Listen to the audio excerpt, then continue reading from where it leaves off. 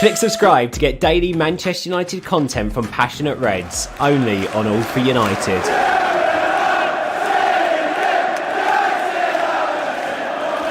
Earlier, I just wanted to get Stu's thoughts on how well Mason Greenwood played in the 9, seeing as he's not a number Stu. 9. So I thought Greenwood's overall game was decent, and I think you'll all agree with me here, irrespective of what I think about. Yeah, I was going to talk about Cavani, irrespective of what I think about Greenwood in the 9. You're doing as soon as. I think you'll agree with me. And if you look at the game, you've got no choice on this, I'm afraid, boys. We lacked our 6-yard aerial threat. I mean, his goal, he cut in. Hang on a minute. So you're complaining because Mason Greenwood didn't score a header? No. I'm talking about across the board. We lacked our 6-yard aerial threat. And you must have seen it. You must have seen Dan James put 2 or 3 decent crosses and there was nobody in there. And Greenwood's goal, by the way, was out on the left. But he did what I wanted. He cut in. And if you I talk about it all the time, attacking the edge of the 18-yard box on the diet. He did, cut in. He didn't Pogba's cut ball. He did. He cut across the goalkeeper. He's kind of running on the diagonal. You meant the diagonal. Yeah, right, okay. well, I talk about it all the time. I thought you meant cut into his right. No. I talk about it all the time about playing the diagonal. He did, and he got his goal. Yeah. But he played more. He didn't play centrally as much as what he should do if he's going to play the 9. That's all. I do kind of agree with Stuart, I've got to be honest. Stu, I'll raise a point then. I think what Greenwood did well was he drifted into those channels when he needed to, which is what Martial did so well when he was having his good season. It's what mobile strikers can offer to a team. And I think by him doing that, we saw Bruno Fernandes getting behind as many times as he does, which he doesn't do when Cavani's on the pitch because he's just sort of in his way. So I think Greenwood not only drifted wide and offered that threat, but he also allowed Fernandes a free run through the middle by dragging one of the centre-backs across. Absolutely. But there'll be games this season, and if Cavani's not in there, you'll need a 6-yard predator of some description. And he's just not there yet. I mean, he just isn't, guys. I'm not yet is the key word you used there. Because he did do it on a couple. I do agree with you, Stu, because I noticed it, especially in the first half. Me and my mate were saying this a lot. Wan-Bissaka or James, whoever it was, or Pogba on the left. It's like, we need Cavani there. There was a couple of crosses. I was like, that's where Cavani would be. But he did improve it. There was a couple of chances. He actually had one in the first half, I think, right before the goal, actually, that Bruno put in and Greenwood nearly got on the end of it. And in the second half, he was a lot better at it. So I think he is learning it. And obviously, he's got Ollie helping him and Cavani teaching him. So I think it is something he can pick up because you only have to look at last year to obviously the Leeds game. We don't know what he's going to be like. But the back end of last season and then the year prior, it is something he's clearly working on because he is getting there more than he was, and he's definitely getting there more than what Rashford and Martial do. So I think it is something that can be taught because he seems to be working on it. There's a couple of points about that as well. I did see what you were talking about, and James, I agree with the mobile 9. We do need a mobile 9, but that's the beauty of having the front 3 or the array of talent we now have that can slot into a front 3. And Greenwood's. He'll get his games at 9 this year, and he'll score his goals at 9. But he won't get those messy goals, those tight goals in tight games that we need. That's all I would say.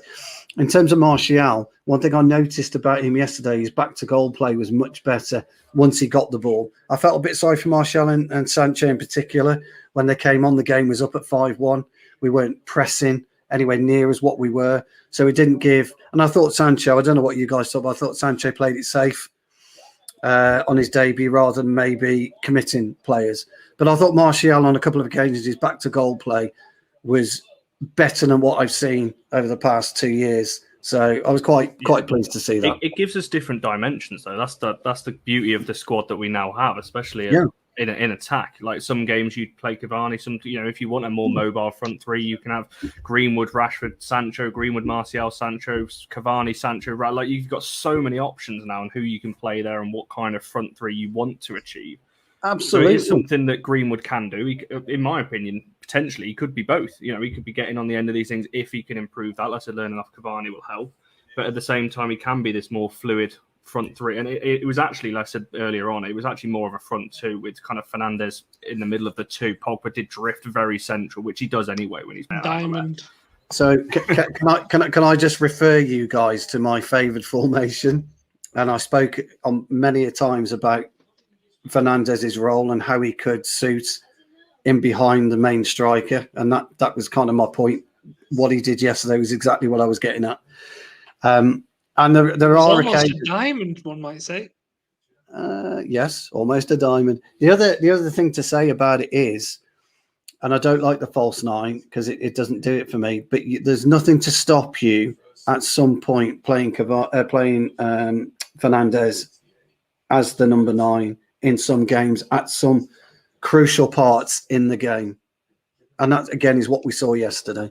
But look, James, I get your question, mate, and I understand where you're coming from. And you know your football, mate, so I've got the utmost respect for you, pal. And you are right. Greenwood offers us a more mobile version of a number 9, but he just needs to add that to his game. That's all I've been saying. I'm not saying he can't make it. I feel he can, but he's got to add certain things to his game, that's all. I'll say I do completely agree with you with the 6-yard thing as well. Obviously, that's the beauty of having Cavani in the team as well. We've got that option, and it goes back to playing the sort of two different teams depending on who you're playing. I think if you play a team with a high line like Leeds, then probably Greenwood's your best option. He's got that ability to drift wide, create space for others. He's got the pace in behind as well. If you're playing a game where the ball's going to be in the opposition half most of the time, it's going to spend a lot of time in the opposition box, then probably Cavani's your guy to go to. And developing Greenwood as well. Who better to teach him to be a poacher than Ole Gunnar Solskjaer? This is something we actually said because somebody made a really good point, actually, because I think Greenwood is probably, in our current playing staff, the best finisher. But why? You know, Ole could teach him a thing or two, couldn't he, about being in the right place at the right time. And Ole scored an array of different types of goals. If anyone can remember the goals when he came on with about 20 minutes to go and scored 4 goals against Forest. He scored. I was there, so yeah. Yeah, he scored an absolute perler from outside the box, didn't he? The keeper saved the first one, then he bent it round him, and he scored a couple of different types of goals that game. So, and Greenwood's got the thing about Greenwood is, all joking apart now, when I talk about being two-footed, Greenwood is two-footed. No, it's all right. Greenwood is two-footed, and to be a real quality two-footed player, not a competence two-footed player, but a real quality two-footed player makes you an absolute fucking nightmare for a defender because you just don't know what he's going to do. Just a final point that I've been thinking of. On the point of a false 9, I think it could work with this United team, but I don't think Fernandes would probably be that person to play there. I think the role of the first 9, other than creating space for the wingers to cut inside, is to link the forwards and the midfield. It's to bring the midfield forward into the game. And I just think Fernandes is probably too forward thinking for that, which is a good thing when he's playing in midfield. We want him to be direct, but I think Fernandes just doesn't have that thing inside him, telling him that, just lay it back to Pogba, bring the game forward a little bit. I think if you had Pogba and Fernandes being introduced into the game by a false 9, that could really work. But I just don't think Fernandes is that false 9 sort of character. Correct. That's what Lingard was. But yet his first goal was almost a fault. If you remember where he was on the actual pitch where he popped his first goal in, it was almost, it kind of run across, basically. It was brilliant to see it yesterday all around. Our attacking play was just something else, wasn't it? Just the last thing on while we were talking about Greenwood, it's not really related to him being a number 9, but I have to say he gave me the best moment in this. If anyone watches that goal back, listen to the crowd noise on that goal. I was saying to these guys backstage, I don't know how you got beers into the stadium because you're not allowed to take about a certain point, but that's it. Pints were going up in the air, like everyone got soaked. We went forward like 2 rows and jumping on everyone. It was just exactly what football should be. And like I said, that finish was just brilliant anyway. And Greenwood scores that goal a lot. That cut across, he's scoring it. If you watch the slow motion, Greenwood's running with the ball. He's looking down at the ball. He takes one little glance up just to see where the keeper is. That's all he needs. And that angle was actually quite tight. It didn't look it when I was there, but when you watch it back, it's a much tighter angle than people think it is. That's a hard shot to, maybe not for Greenwood, because it's just just a brilliant finisher. But Connor, it is, because what he didn't do was swerve it on the outside of his foot. When you're in that position, you tend to cut across it, so it kind of swerves in. He didn't. He just went straight. It was almost like an arrow off his foot. And he only had one place with both feet as well. Yeah, he only had one place he could put it, and it was just in between the post and the beginning of the net. It was the only place he could go. Basically, he had to put it the right side of the post, and it's a goal. It was the only way he could go, and a lot of players on that would have actually bent it around. They would have bent it away from it, and he got his. It was almost like, I don't play golf, but it's almost like a putting stroke. It was absolutely fluid. Do you know, like a pendulum? It was absolutely fluid how he did it. And that's the only reason he scored it. It was a brilliant way as well to shut the Leeds fans up, because, I mean, the Stretford end didn't stop anyway. Even when Leeds scored, the Stretford end was still singing regardless. But what a brilliant way, because they went completely silent after that. What a fucking... I mean, I don't know what it was in real... 2 minutes, 3 minutes after they'd scored or something like that? And then 2 minutes later, Bruno goes and puts it in as well. Can I just say on Greenwood as well, the beauty of what we have here, like the reason Greenwood is so highly rated is we're now in a situation where Greenwood gets into those positions where it's still a very difficult chance. And you're more surprised if he doesn't score than if he does. Yeah. These difficult chances are looking so natural to him, where even cultured finishers are struggling. And the fact that he's doing this at 19, and if he'd have hit that wide, you'd have thought, Jesus, that was a bad miss for him. Harry Kane would have dragged that.